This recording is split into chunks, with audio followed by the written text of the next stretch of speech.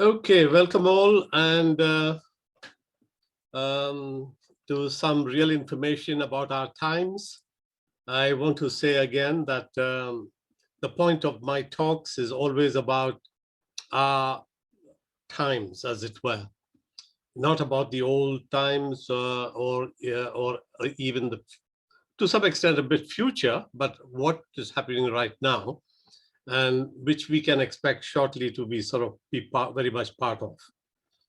And in my earlier talks, we've covered the last week was on SpaceX.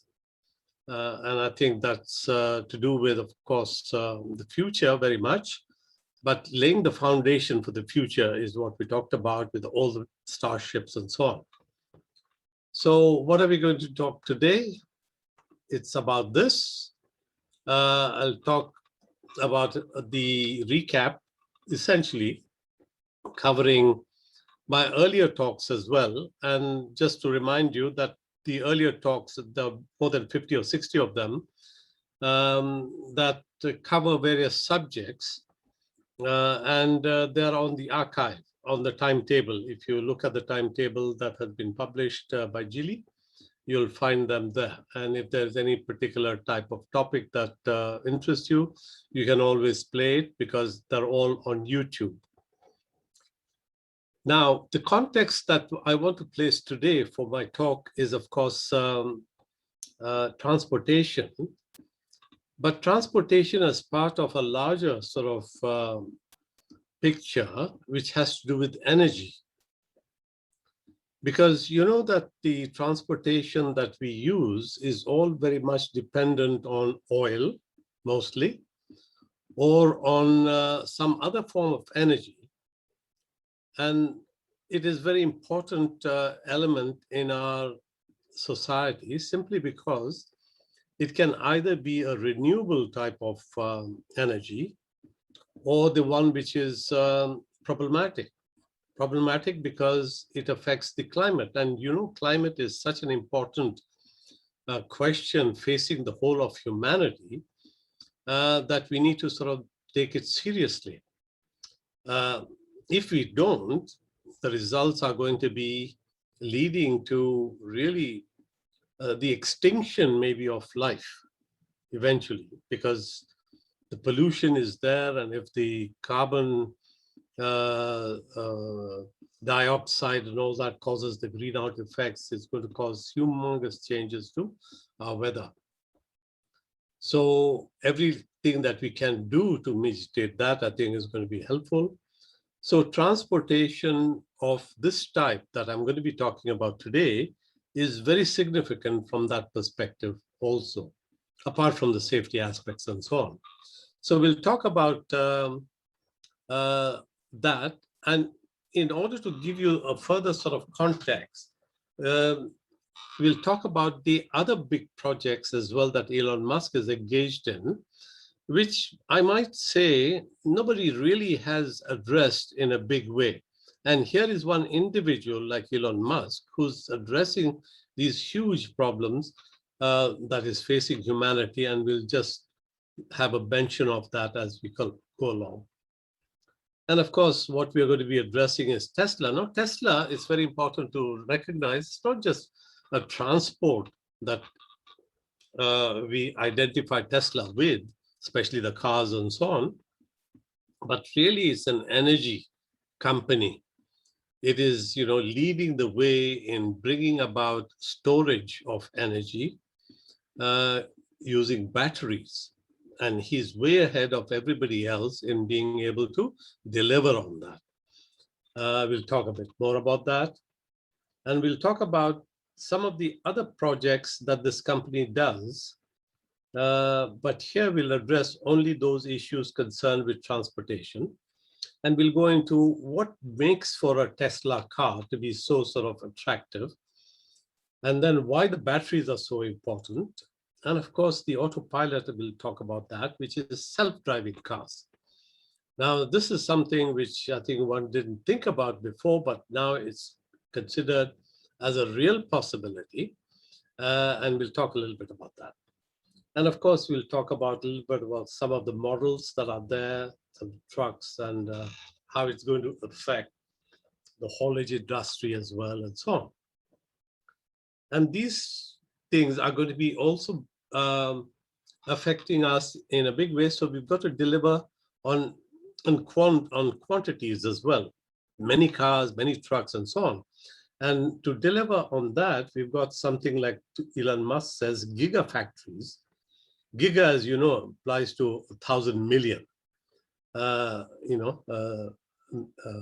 mega is a million, a giga is a billion. And these factories are going to be producing energy wattage, if you like, of giga proportions that are going to be able to be put into the cars and trucks that will, of course, be on our roads. And then we look at the financials, because at the base of everything is it's got to be feasible. Without the feasibility, nothing works. So we'll talk a little bit about where we are on that. Okay, here we are. Some of the projects that Elon Musk is addressing has to do with these. Let me just make that a little bit bigger. Well, we talked about SpaceX, so I won't mention too much about that now. But Tesla is what we're going to be addressing today. Now, Tesla is focused on delivering automobiles. So building the best at the lowest cost of electric vehicles. So that's what his objective is. It's also going to be addressing the issue of personal transportation, because we all go ahead and buy cars. And that has been the way that so far was the only way. Oh, of course, we've got buses and we've got, other forms of transport. But this personal one has to do with owning cars as well. So we have some interesting advances on that. That's where the self-driving cars come along. And all these are based on solar energy. Therefore, there's not going to be any pollution. And these fossil fuels are going to be phased out. So that's going to be the end of the current car, if you like, based on gasoline and so on. We're not going to be having that in the future.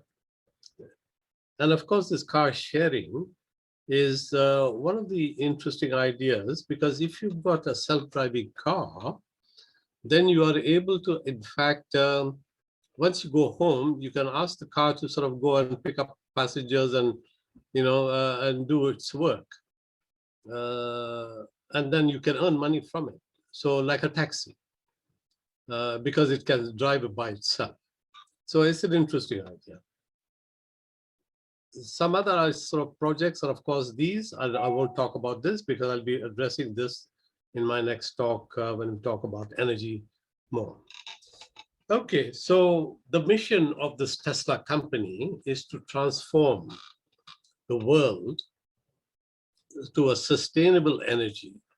And if it's doing it through this batteries and batteries being used in cars, but just not cars itself, because we have, in fact, a vision, which I shall talk more about in my next lecture, that there is going to be energy that is going to be available for our homes as well, and for the factories and so on. Now, this is a picture I thought I'd show you, essentially to give you an idea as to how energy is being used at the moment. This is the world energy.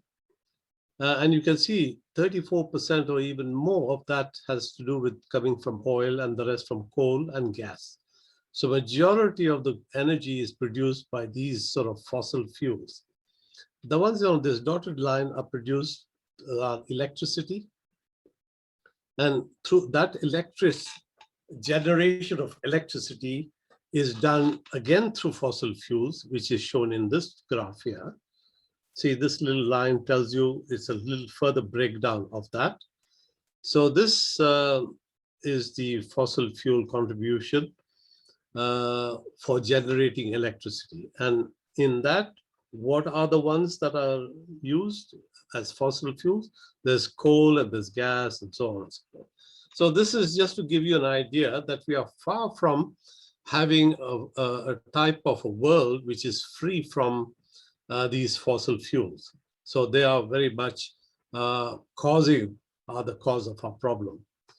Now, here's another little picture to tell us, as far as energy goes, where it is coming from. Let me just put that out to make it a bit bigger. Yeah.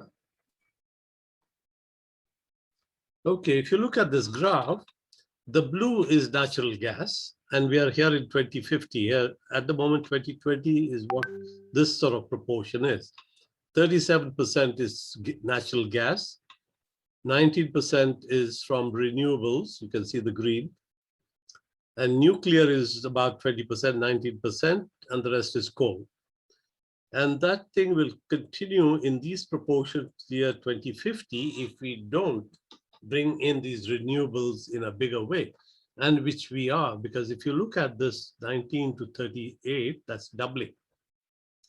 So hopefully we are going to be able to go towards these electric cars and be able to sort of bring in electric sort of buses and trucks and so on. Even, big sort of entities that bring about the movement or logistics problems that can be solved. So here we have really an idea that gives us what proportion of CO2 emission is contributed by transport. This is the transport here. This is the contribution for emissions. And then these are the other ones. Here you can see manufacturing takes up so much, and then the residential areas take up a lot. So that's basically saying that if we tackle the transport problems, that's taking a chunk of the problem away. That again is giving you just an idea, because if you look at that that pie chart earlier on, that piece of cake round is that whole circle of the pie there, which is subdivided again into road transport and railways and all the other sort of forms of transport. So very much again a cause of transport broken down, as you can see here, that contributes to these greenhouse gases. And this road part is quite big, as you can see. That's just to give us an idea as to what we should be heading for. Now, I've put this up simply because I thought we need to have a grand vision of how he has thought about these problems, because we have talked about Elon Musk in many talks, and because his mind works in a sort of an engineer fashion. An engineer is one who solves problems, and he's studied physics as well, and physics tells you how to sort of approach it in a very fundamental manner, going back to basics, as it were. And the way he introduced his idea of Tesla was to say, if you can read this, it says he wanted to create, first of all, a low volume car, which would necessarily be expensive. Now, here is the type of basic thinking. He starts a company which is going to make an expensive car because it's going to be low volume, and therefore he needs to generate the funds. Then he says with those sort of funds, he then starts to go for developing a car which is a bit more accessible to the general public, the medium sort of volume car at a lower price.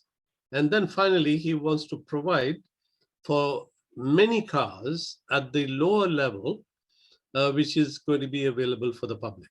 And that's where we are right now. he's delivering in all these. He's got the expensive cars, and he's got the medium-sized cars, and he's got the low cost.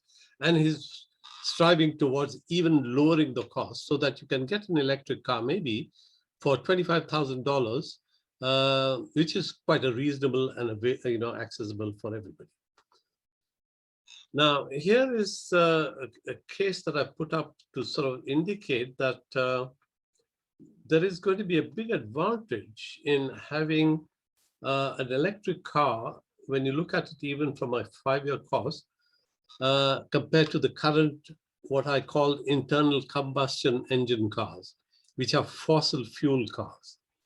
So if you look at the cost of the ownership for 5 years, if you look at, this is the electric car, and these are the fossil fuel, the Audi and the Toyota.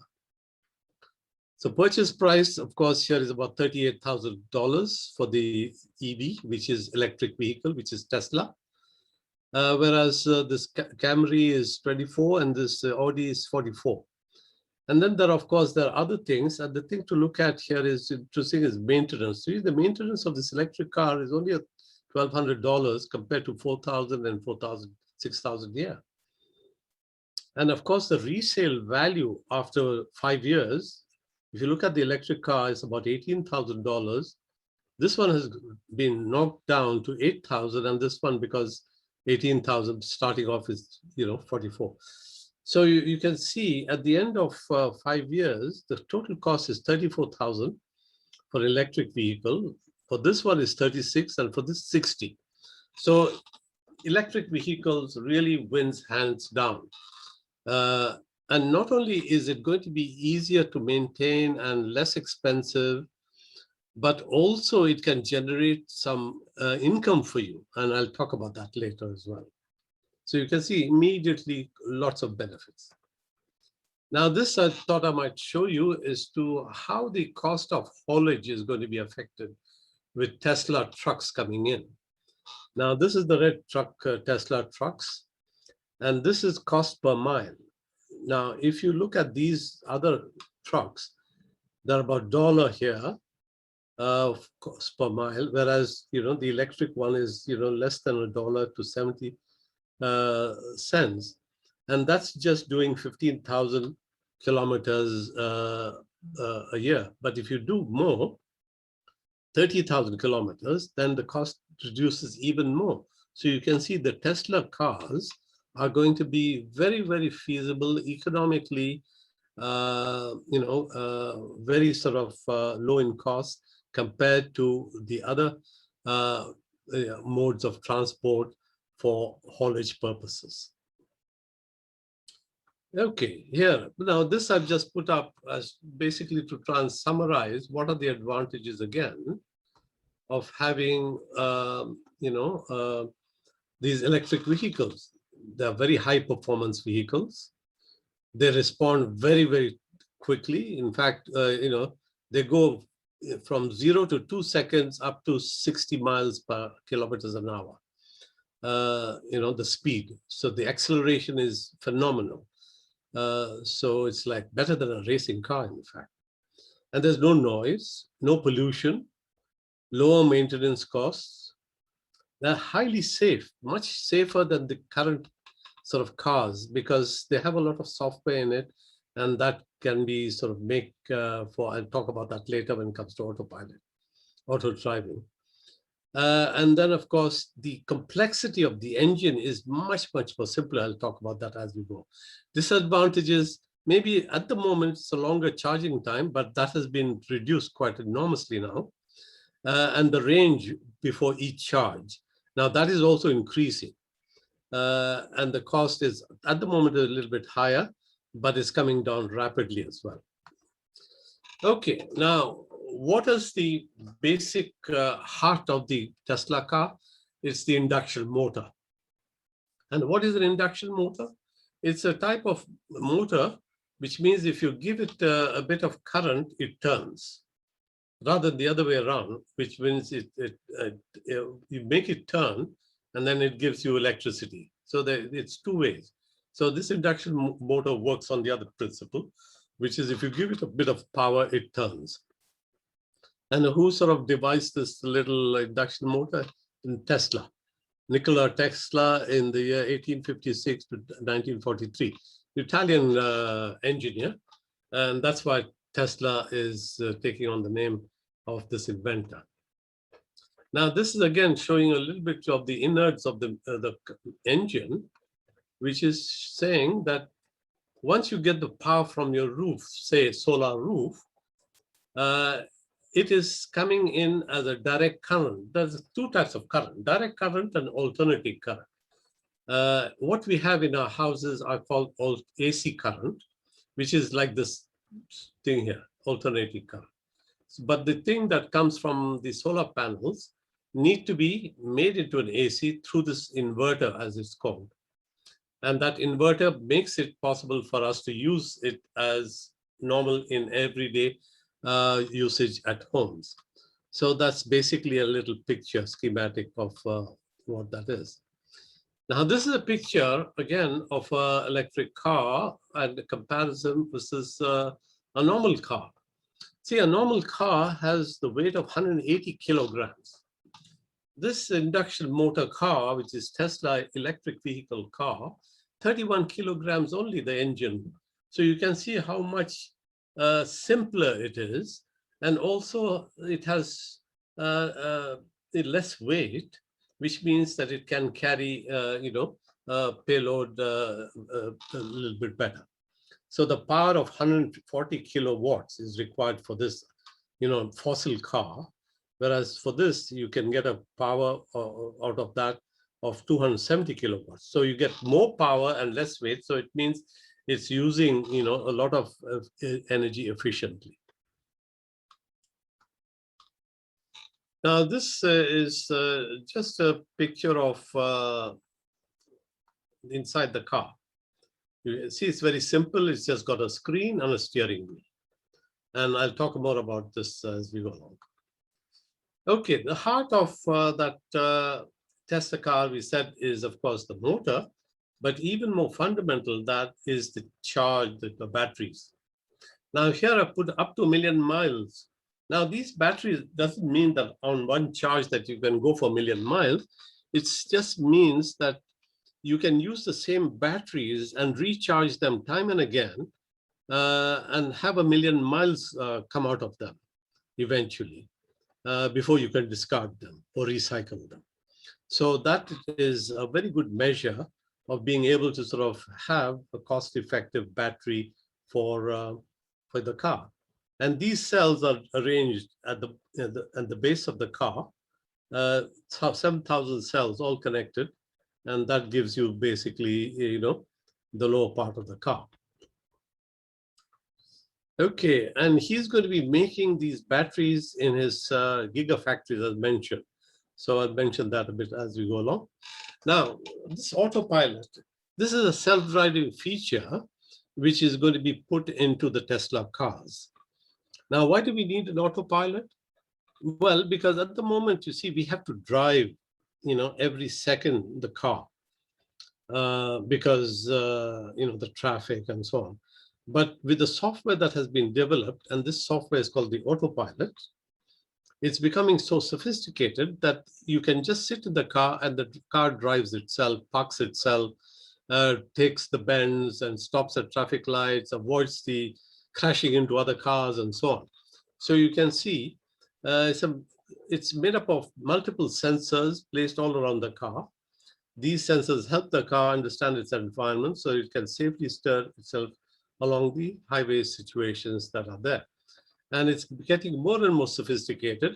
It's not fully operational right now. In another year or so, I think it'll become very operational. Now, what is the future of this autopilot? Is going to be a challenge to Uber and Lyft. These Uber people, they come around and pick you up and take you to where you want to go. Well, soon we're going to have an Uber which will come to you without a driver. You just jump into the car, it'll drop you where you want to go, and then it goes away. The billing and, of course, all the accounting is done automatically through software. So that is the future of Uber. Sooner or later, they will buy all these electric vehicles with autopilot and not have to rely on drivers. Of course, it means that jobs are going to go, but then, we talked about this type of a problem. If all this technology is going to take over the jobs, then what happens to the people's jobs? Well, the answer to that is quite simply that eventually we will have this robot type of machines that are taking away the jobs in factories and so on. And therefore, it's another part of that. And therefore, the wealth gets created nevertheless. So one should not be afraid that we're all going to become poor with those jobs. Now, the wealth is going to be created, and it means that the government will have to farm out that wealth in the form of UBI, universal basic income, and all that. We've heard those expressions. So we'll see. It's one of those things that is going to happen. Now, also car ownership could end.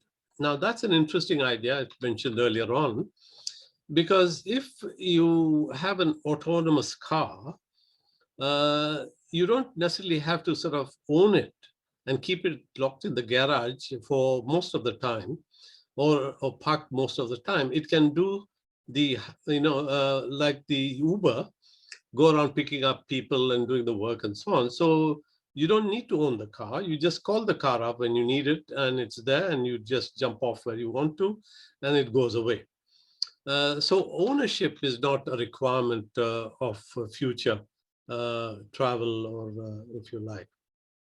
And also these cars can generate power and feed grid. Now, how does that happen? Now, I told you that these batteries can store power. And when they get charged, the charging can be from your solar panels on the roof. I'll be talking about a solar city and more of that in my later talks. So it's, again, a marvelous sort of feature. Now, cyber trucks are just starting to come in. The production will start probably next year. It was anticipated to start this year, but I think they moved it to next year. A very sort of increasingly interesting cyber truck.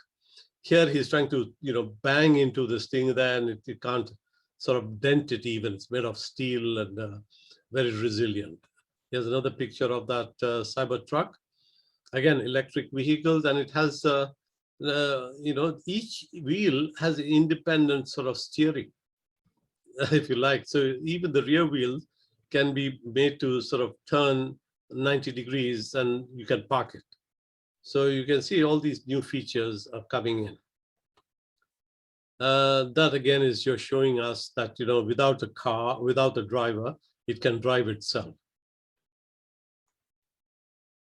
Now, this is something about the cost. I'll skip that and go to robotaxis. Now, robotaxis is what I was mentioning about Uber.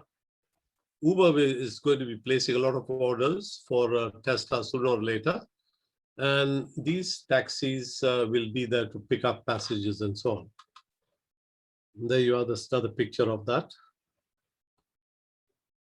Now, you can see these, each car is aware of its environment. See these little boxes over here? So it looks at each of the car as being a box with certain types of characteristics, and it knows what it is and so on, because the sort of feature, the intelligence of the software is enormous. And so far, in trials, they have in fact tried out these softwares to over 20 billion miles, I think.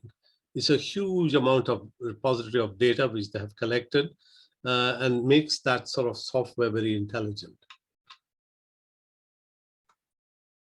Now, that software is embedded in these type of chips.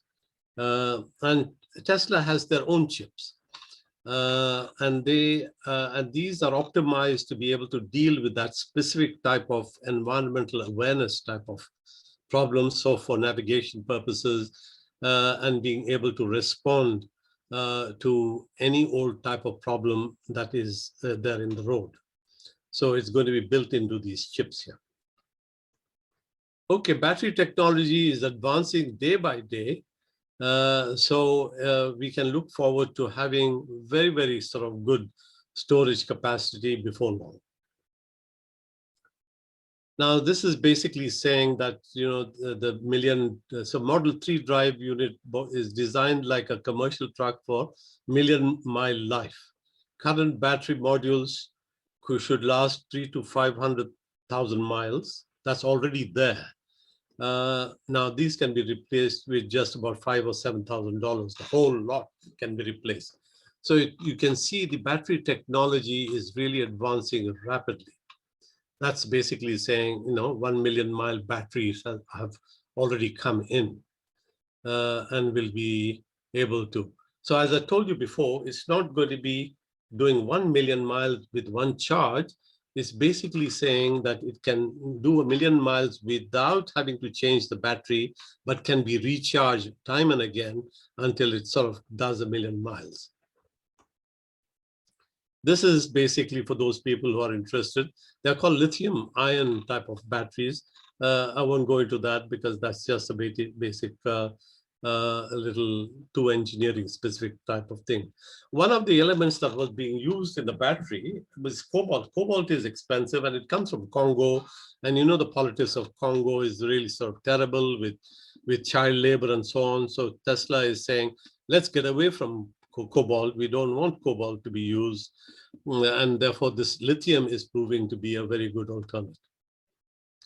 Now, I'll talk more about these power walls, which will serve as the source for charging your car when it's parked in the garage or when it's at home. And this batteries will be getting the power from the roof. And if they have some extra ones, they'll feed it to the grid. So I'll talk more about that in my next talk.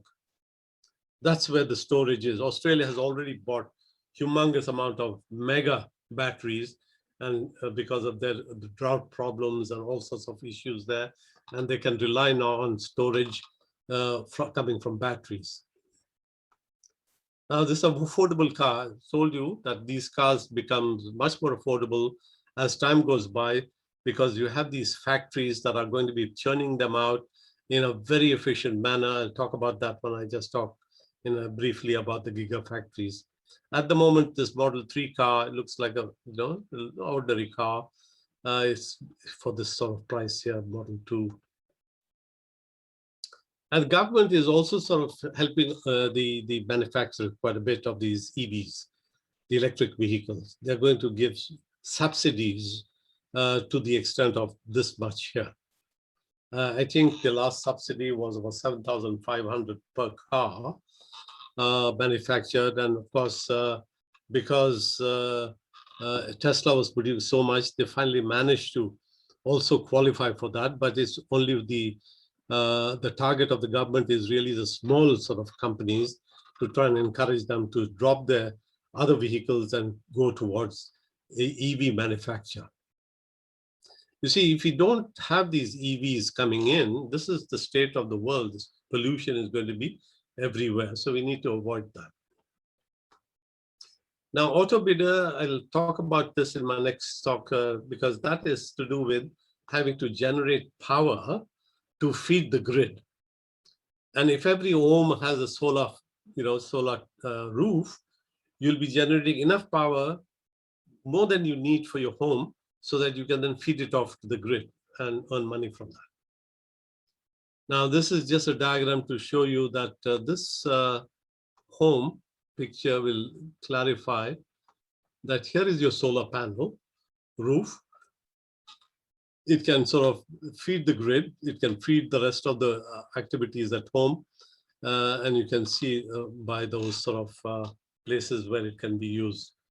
So really, the solar roofs becoming the source of your power for the future, which will end up making, the case for the cleaner power and lower energy costs as well. This is again showing you a little bit about how the cars can earn some money for you. There we are. So the car that you will have in Tesla, not only is it going to be cheaper per mile or for transport purposes, but it's going to be cleaner, and then it has the potential also to generate revenue which means like you can have your own Uber service, which you can sort of let it go on its own and earn money for you. Now, the power that is being generated on solar farms, this is just showing you what picture in Australia where they have this whole little town being powered by batteries that is coming from solar power over here. Okay, gigafactories. This gigafactory, the name, as I said, is really a machine, as Elon Musk says. This is the machine that produces the machine. So the factory is considered as a machine, which produces the Tesla car, which is a machine. So here is another sort of picture of those things there. They're highly automated. And of course, there are a few of them. These are the names of all these. They are in here in Tesla factory in United States, 3 of them there, 3 gigafactories.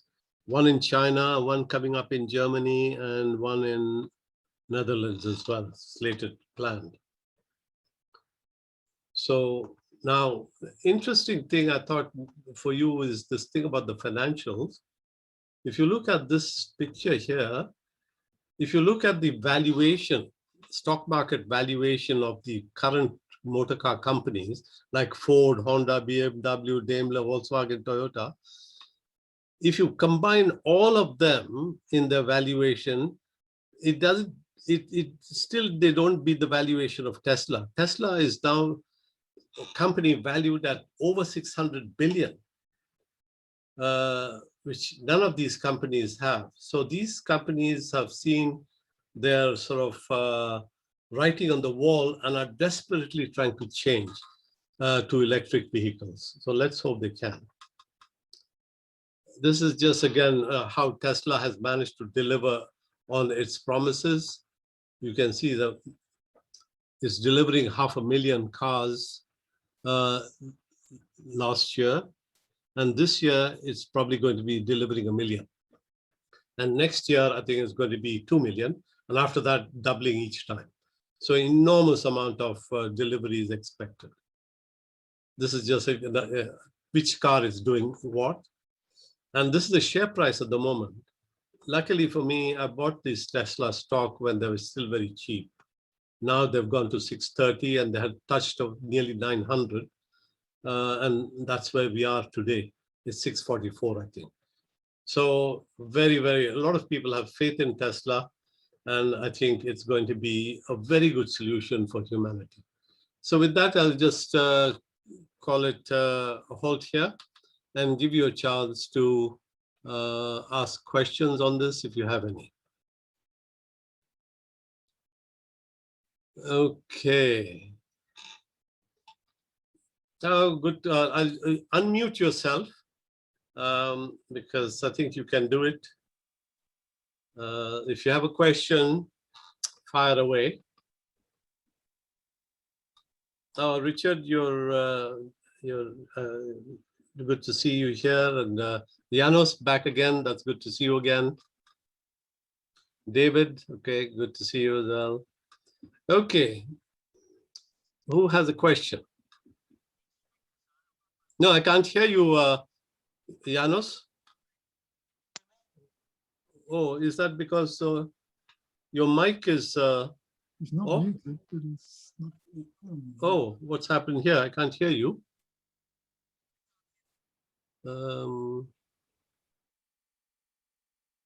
Yeah, can you hear, Richard, can you hear me? I can hear you, yes. Okay, I can hear you as well. Okay, you put your hand up, say, what's the question? Well, I'm just interested in the assessment of the safety of self-drive cars. I can see that if they really get good, they can be much safer than the current situation, particularly how many appalling drivers there currently are who drive their own cars themselves. But I'm still wondering, to make it acceptable, it's going to have to be a lot safer than the existing situation, I would have thought, because every accident that happens near the beginning is going to cause enormous anti-publicity. Yeah, I think you're right when you talk about anti-publicity, because to begin with, even the fact that you've got the electric vehicle coming in. It's getting a lot of opposition. And guess who from? Two big lobbies. You can guess who they are. The oil lobby, Yeah. and the automakers lobby. Yeah. Because they've got so much at stake. The other question, of course, is the safety aspects of self-driving. There was a partially autopilot put in a Tesla car which crashed, and there was so much publicity on that the real news was that the person had done some. He was not supposed to have put everything on self-drive at that stage, and he did that and took his eye off the ball or whatever.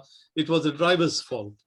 But you're right, this software is a very complicated software because you have to deal with all sorts of things on the road.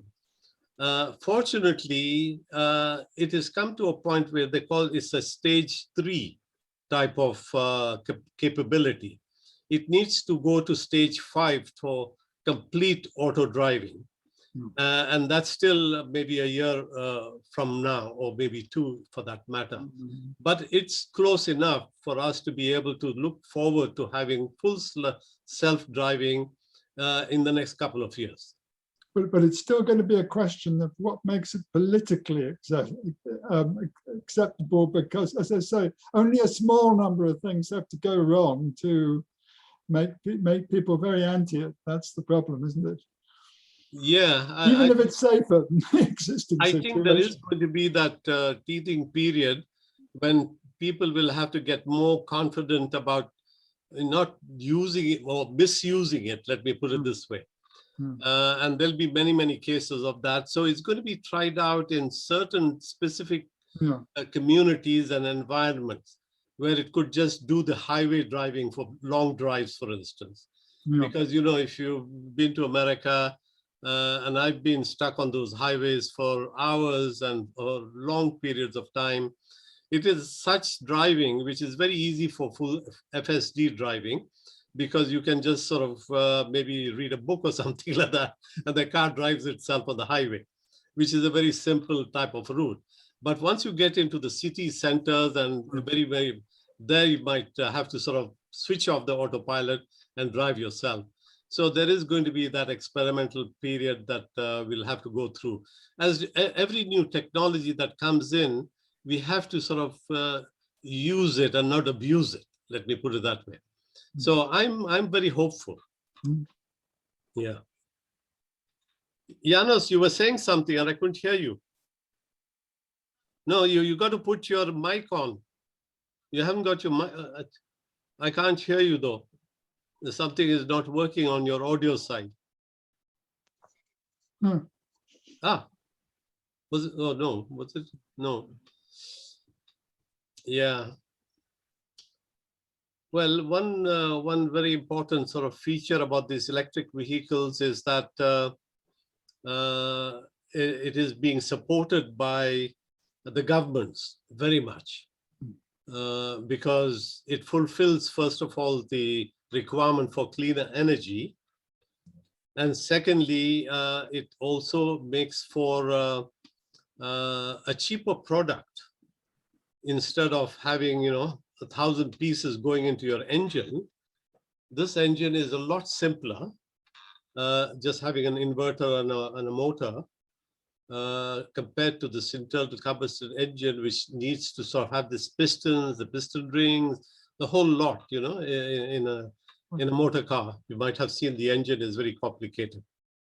But there is a problem, though, with electric vehicles in that it's going to increase demand for electricity, isn't it? Yeah, but you see, along with this thing comes the battery sort of development. And if you are able to store power, then power can be obtained eventually from solar power, which is the best one, or it could be any other power, hydroelectric power, wind power, whatever it may be. Now, these sort of sources are not sort of totally reliable, simply because they are seasonal and weather dependent. But if you can get them to store that power into the battery, then it becomes, immediately available for all throughout the day and night, for that matter. So we have, in fact, I think the solar industry is taking off as well. I'll talk about that more when I talk about on Solar City in my next talk, I think next or the one after that. So here again, it's a good sort of a good field story, because there's so many things in this world which are, I must say, are always depressing. When I when I hear the news every morning, I don't hear about anything good on the news. There's always some fight going on or some desperate sort of action being taken by some government or the other. So this is a good news, and technology again is jumping to the rescue. I mean, but I mean, what I'm partly saying is that in addition to encouraging people to use electric cars, people should also be encouraged to use more active travel, for example, to use cars at all. But yes, yes. I'm thinking, well, in a city, cycling, for example, but yes, I think what happens, I've seen that, I've got all my brothers and sisters in USA, in Texas, especially, and there they've got these big roads, big houses, and big cars, And when I go there, I'm sitting at home most of the day, and the only outing I have is when I go to the mall, walk around there. Nobody walks, in USA. Except I can see a similar thing. I've got a sister who lives in Calgary in Canada, which is very much a North American city. Yeah. And every single house occupies so much space. There's right. massive distances from one place to another. And the way in London, we're absolutely packed in, aren't we? And the distances are quite small. To cycle around Calgary and probably get anywhere would take you quite a long time. Here, it's not too bad at all to do that, although the traffic's bad for cycling. What I found to be quite amusing was that whenever I jumped on the car with my family there, and they drove me to the big supermarkets or the mall, they would try and go around and around trying to find the nearest parking place to the entry of the mall. Right. And I said, look, this is your chance to park at the furthest place and walk to the entry. Right. Well, more activity, it's good for us as well to get the exercise. I mean, I do this with buses, at least certainly when I can see when, I don't get them too much, but if I can see the next bus is not going to be 5 minutes from some application somewhere, I'll walk to the next stop rather than stand at the bus exactly. stop. That's where my my bus stop app tells me. I look at it and say, 3 minutes. I've got time to go to the next stop. Yeah, exactly. So within 3 minutes, I'm there at the next stop. Yeah, we've got to sort of adapt to new technologies in a way which doesn't really sort of take away the quality, of life. Yeah. I don't believe quality comes from just having a big house or a big road or a big whatever. It comes on what you do. I mean, in this country, those things are very variable. In London, we can get by very well by, we've got incredibly good public transport, really, although we can complain about it. I know it's not been popular in times of COVID, but it may be, let's hope it will have a big comeback. And also the distances are not great for cycling, though some of the roads are not good for cycling. But if you go, even in other parts of this country, I've got a sister who lives in Pembrokeshire. Well, it's a lovely place, but everything is a long way apart in Pembrokeshire. There are not many people, they're not very much packed together. So you go a long way to go to your shop, you go a long way to go to work. Yeah. No, I think as far as this country is concerned, I still look back to the days of Attlee. These were the geniuses, the giants of modern society who had a vision of giving the welfare state and the national health and all that, see? And they're not recognized to the extent that they should. And what we sort of see is that the erosion of that vision, that's what successive governments try to do, in fact, take it back to the bad old ways rather than sort of extending. I think it's a lack of leadership among politicians, which was shown then, but it's not shown now. Now they just follow whatever they think their potential voters want. That's right. Absolutely right. You hit the nail on the head. We don't have leaders. We have leaders who follow the public. And it's the wrong way on. They should be, Exactly. they've got to be careful how they do it, but they should be trying to tell the public there could be a better world, and this is how we see it could be done. Absolutely right. Absolutely right. I think, this is one of the things, I talk about China.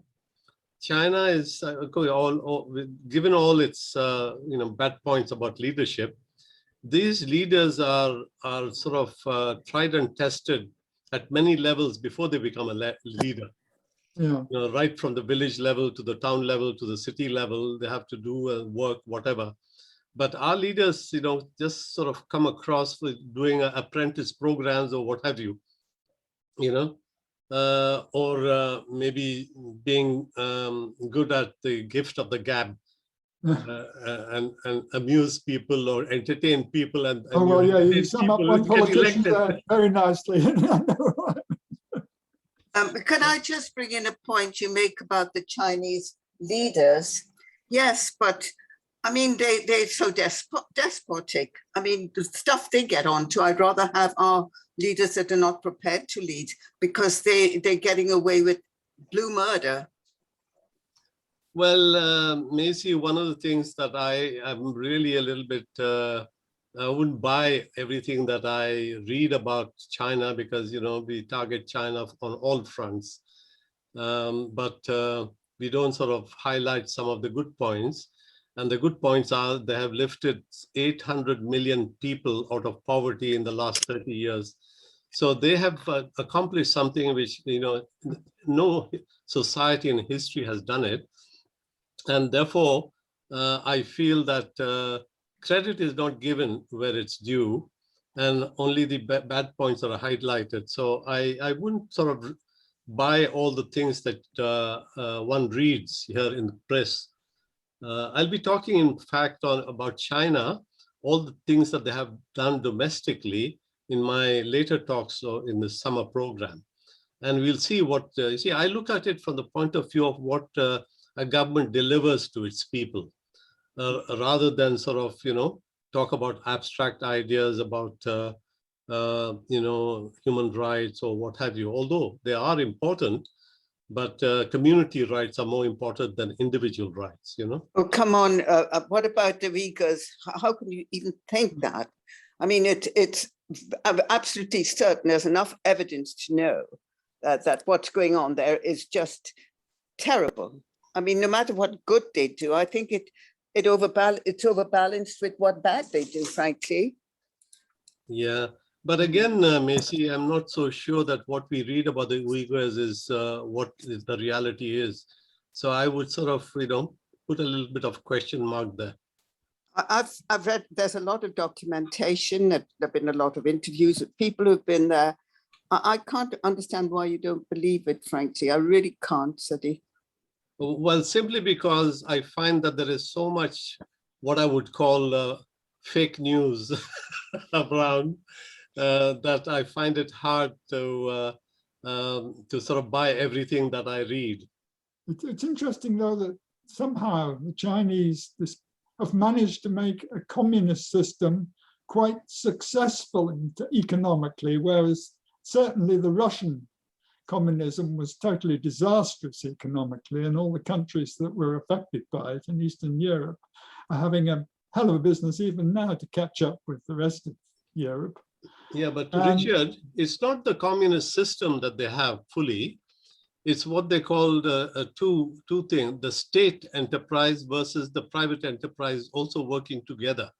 Well, yeah, they do. And they do seem to allow a lot of effectively private enterprise, despite being a communist country. That's right, because you see, Deng Xiaoping, when he came in, he changed the whole sort of outlook on policy, because it says that you need to have the state to oversee, but the private enterprise to be able to sort of be brought in for participation, and they won't have participation unless you have the the profit motive behind it and so on.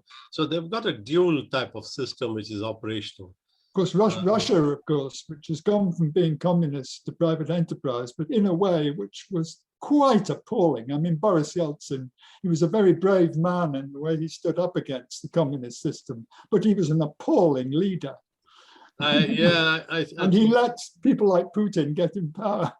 Well, he brought Putin in fact. Yeah. He made a deal with him and said, look, don't make any cases against me or don't get rid of me. You can sort of come into power. And then, of course, the shock of having to convert from a communist system to a capitalist system was so much that I think Putin has done the job of really making sure that it doesn't fall apart. And so the oligarchs that were there, that got created at the time of Yeltsin, you remember that time when Yeltsin was there, he gave pieces of paper to everyone in the population as part of the share in the public enterprises. Well, I don't remember that. Yeah, it was like giving a share. Yeah. And if you and what happened to those little pieces of paper was that those who had access to finance, they gobbled up a lot of this paper. All right. And they became the oligarchs. You see, that's how the oligarchs came about, because they bought up the pieces of paper that the public had, gave them money, of course, but then they, took control over big chunks of state enterprises that were there. But I think in every country where you have massive change, it ends up with some very considerable problems in a very different situation. Look what's happening in South Africa. Yeah, I don't follow South Africa. Mandela offered such hope, but since Mandela, it's gone downhill. Yeah, then again, it depends on the quality of leadership. That's why I feel that the quality of leadership, although we have reservations about how that leadership comes to power, those who are tried and tested, usually become good leaders, although they may be autocratic in some cases. But those who don't, they don't even know where to begin, actually. If you look at Trump, for instance, I mean, he came to power because of his TV programs and because of selling fear and division in society. You get these type of unsavory characters coming to the fore. Yeah. So anyone else? Janos, have you sorted out your audio problem? No. Oh dear. It just needs to click on computer audio enabled or something. That's what yeah, they do on mine, I know. Yeah. Janos, if you've got a little microphone picture somewhere, you just press on that, because that microphone picture must be off with a red line going across it. Oh yeah, I saw that. Okay, I did see it come on and go off again. It seems to me that something else. Yeah. No. Yeah. Well, next time perhaps. But anyway, have it looked at, Janos, by your son. He'll be able to fix it, because we want to get your input, especially when I'm going to be talking about China, because you've been there. Oh. Yeah. So have it fixed before then. Okay. Any more questions? Ruth, sorry, June. You normally ask me a good question. Can petrol cars also be self-drive, or can only electric cars be self-drive?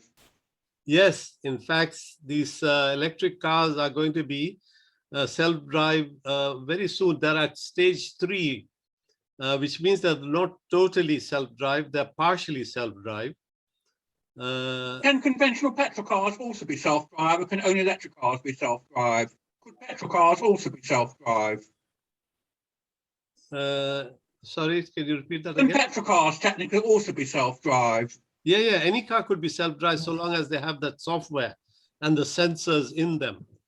But a lot of these cars that are built in, they don't have that technology incorporated in them. Therefore, it's very difficult to sort of make them self-drive. Surely the situation there is that nobody's going to develop a petrol car which is self-drive because there's no future in petrol Exactly, cars. exactly. Yeah, it's a very short life. If you buy a nice car, the resale value is going to drop very quickly. Yeah. I think, but then in the next 5 years, or even, I think we will have more EVs on the road than ICE cars. I'm still not impressed by the More what on the road? Gee, more what on the road? The infrastructure is still appallingly slow in developing. We'll have more what in the next 5 years? What will happen in the next 5 years? We will have the electric vehicles coming more on the road than the internal combustion engine. We need a rapid move in improving the infrastructure and hopefully improving the ability of batteries to charge quicker. But how difficult that is. Well, USA has already sort of, government-wise, they're putting in, I think, 10,000 car points. The charging points, and Tesla has already got 30,000 of them, and the other. If you look at every petrol station that is there at the moment, they just need to put in an electric wire and have the adapter, and then you have it, you see? So the infrastructure is not such a huge sort of big outlay. How rapid is the charge in those chargers going? Well, at the moment, for half an hour for a full charge, but they're reducing it down, to 15 minutes for 80% of the charge. That's the time for you to sit down and have a cup of coffee or something. But I think they're going to have even faster. They call it superchargers. They're coming in as well. Yeah.